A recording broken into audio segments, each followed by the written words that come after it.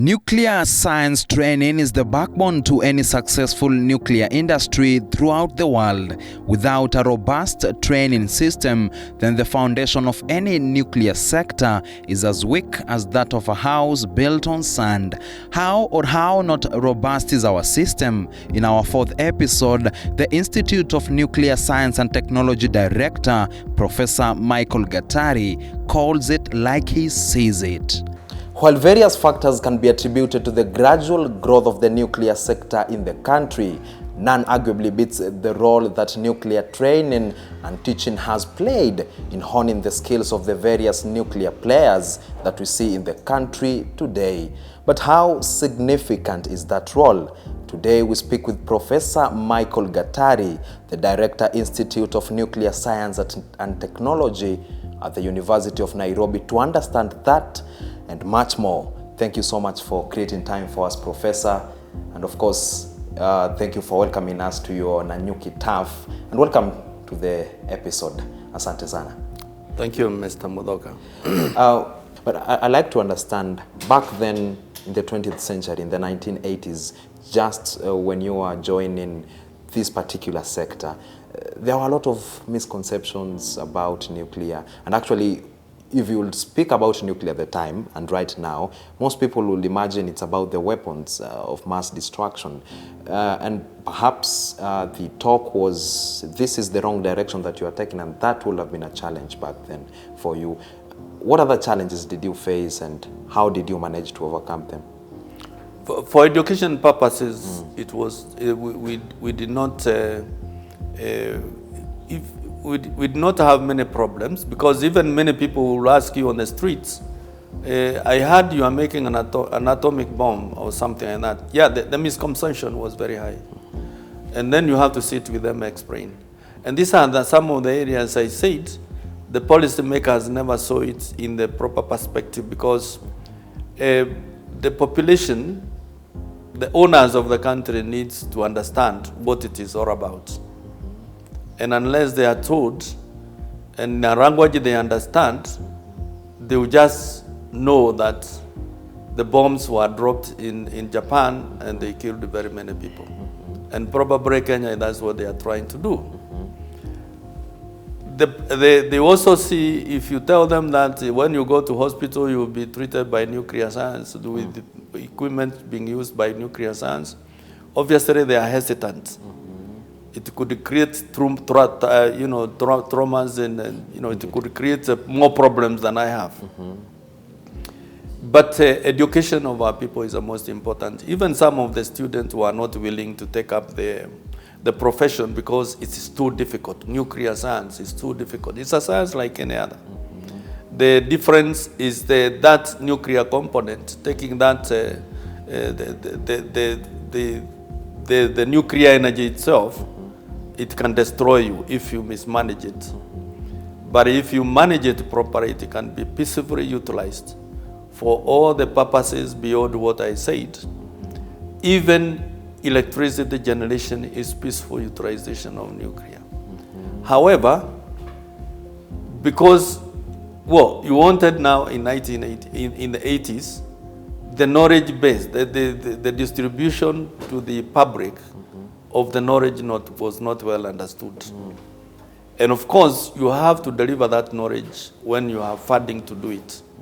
And that was not the responsibility of the university. It was the responsibility of the Kenya government, or rather the people who are driving the policies of sciences in the country. So for us was to sell to the young people that this is peaceful utilization of the knowledge. We can continue utilizing it and so forth. And we managed, because otherwise we would not have been getting students like the few I'm talking about. And when you are talking of alumni, it's like the people in NACOSTI, National Commission of, some of them are from the same program, and senior people.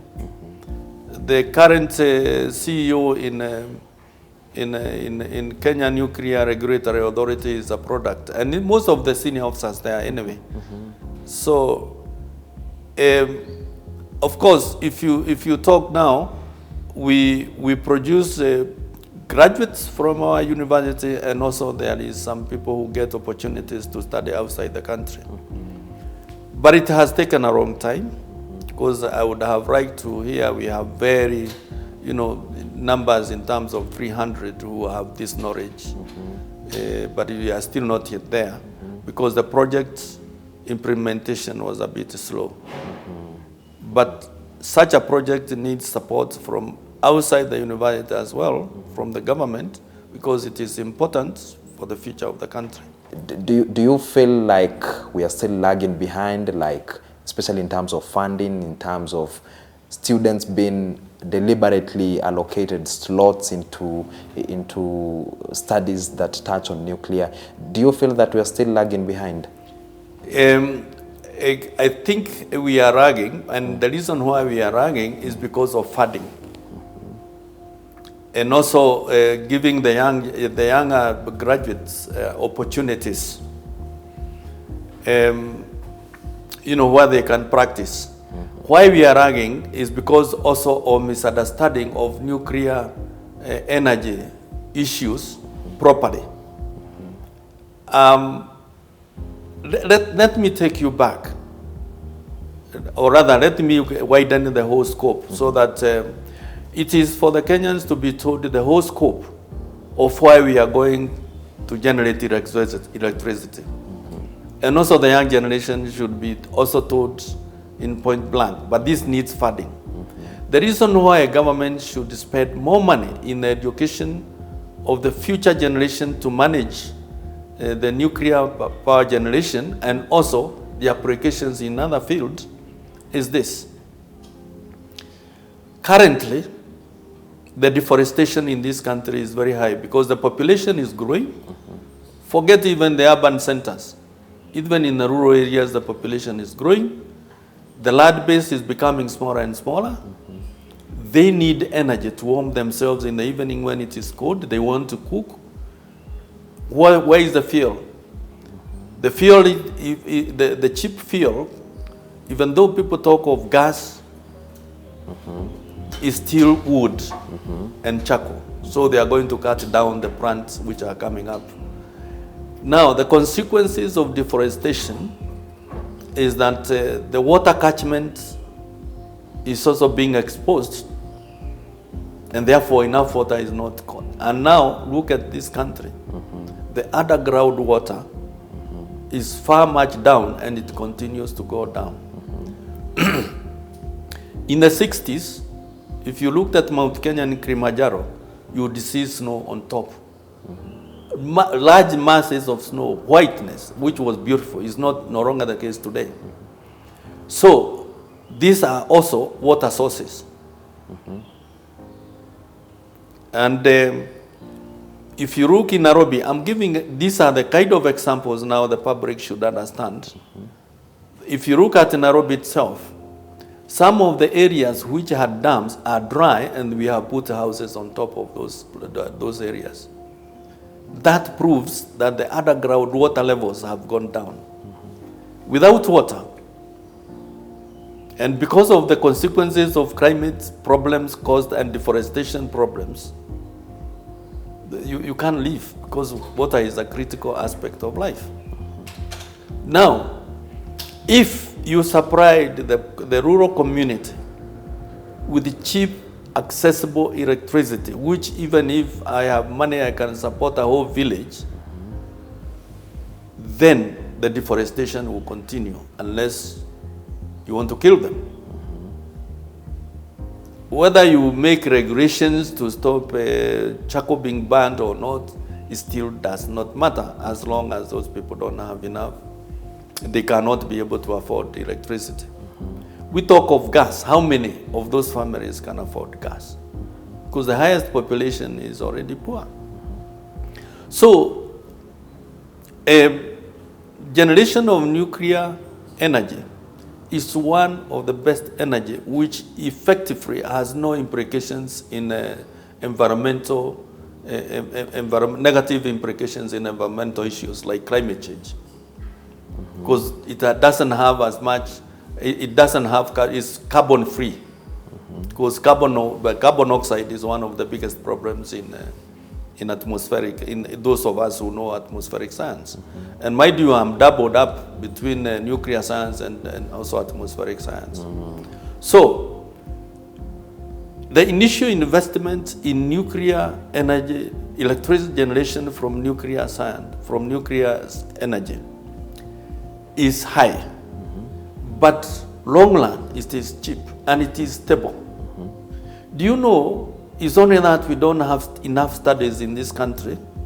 If you take Nairobi alone, when the power, when the electricity is fluctuating, a lot of equipment, domestic, and even in a public, they are damaged. When there is dry weather, what do? We buy a fossil fuel, and it is very expensive. Today, the cost of electricity is very high. Indeed. So, if we have to protect the future generation of this country, nuclear electricity generation should be a component of what we are talking about. And solar energy is not enough, and it is also not, the efficiency is still, of capturing solar energy is still not enough. Wind power. Wind itself occupies large chunks of land with a lot of noise. And also, we should consider the waste, when the waste, how do we manage the waste thereafter? We are not thinking about that. So, Kenyan public should be understood that the investment required is very important to protect them and to protect the future of this country. But amid these prevailing circumstances, Prof, do you see this nuclear dream turning into a reality? It can. It requires the commitment of the government. Of course, the donor communities will not come in and say they are going to help you in putting up the electricity, other than those who are interested in business. Because they have what we call activists who believe nuclear. You know, you had in Germany they are talking of not having nuclear, but then they are going. The alternative is coal. Coal is one of the worst components in the emissions from coal. Is one of the worst in climate change problems.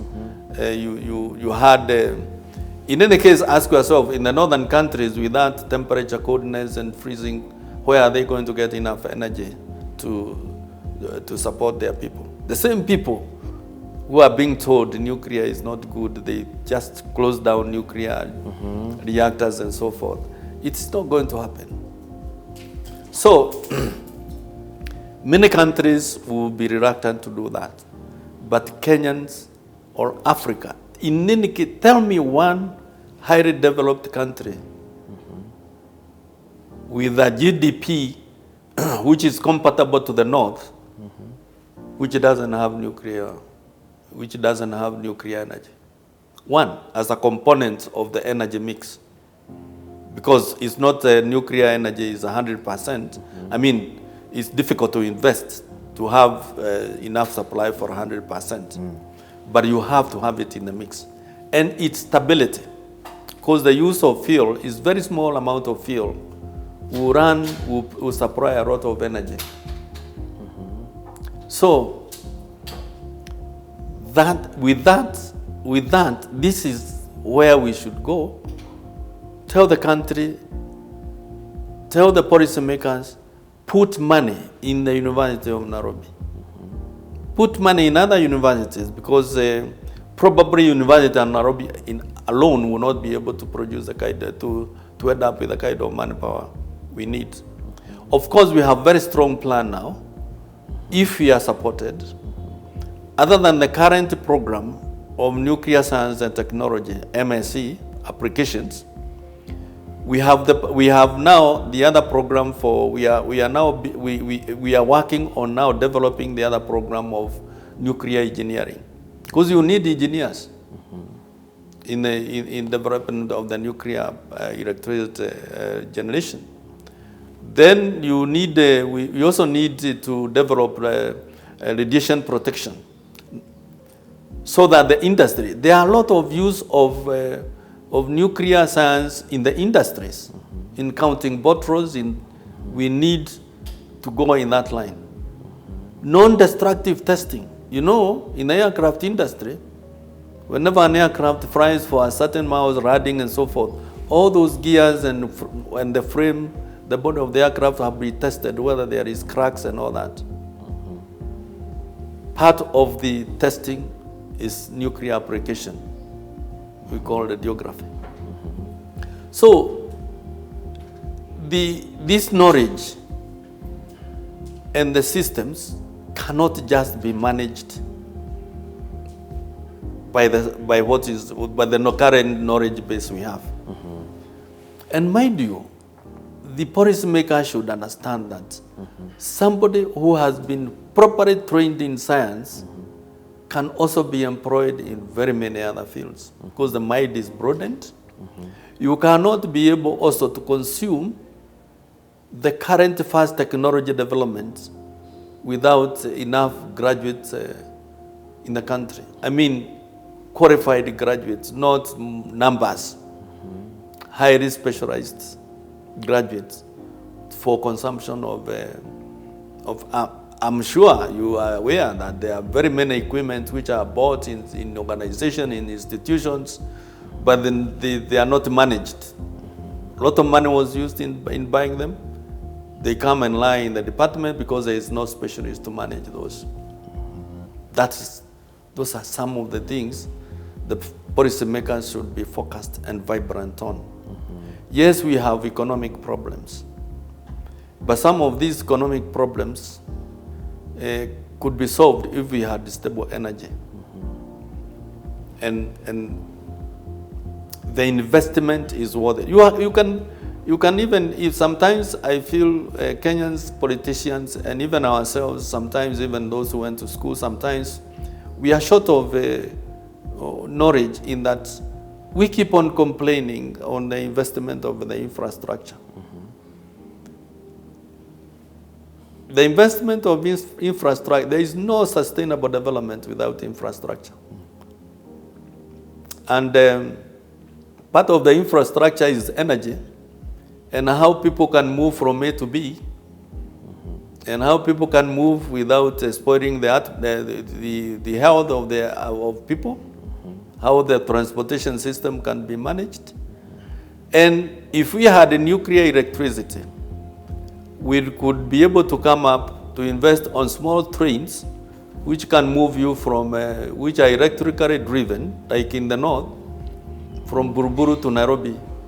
Large numbers of people along the streets, because the big train railway station cannot help you. But now we don't have enough energy. We are talking of now having electric cars. They are there now, even in Nairobi. But you need stable energy to recharge the batteries. So can you see the importance of energy? Indeed. So you say there's simply no way around it. There is no way around other than providing stable energy in Kenya. Otherwise, the sustainable development we talk about is stories. On that note, we take a short break, but there's much more on the other end, including another eye-opening interview with a woman in nuclear, a nuclear energy fun fact, the correlation between nuclear electricity and small and medium-sized enterprises, as well as the new phase of Chernobyl, decades after the Ukrainian town was hit by a nuclear disaster.